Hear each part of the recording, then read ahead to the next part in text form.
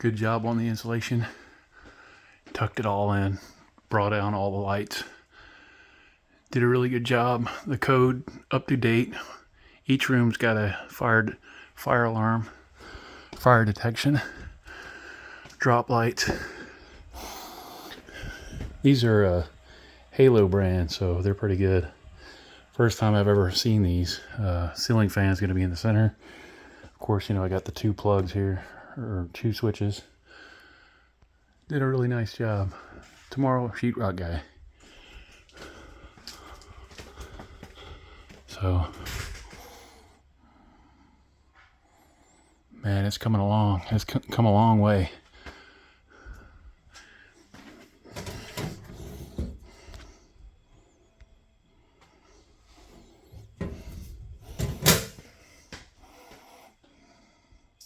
It's finally got bathroom vents. You got to remember, this is an old 1963 house. It never even had plugs in the bathrooms.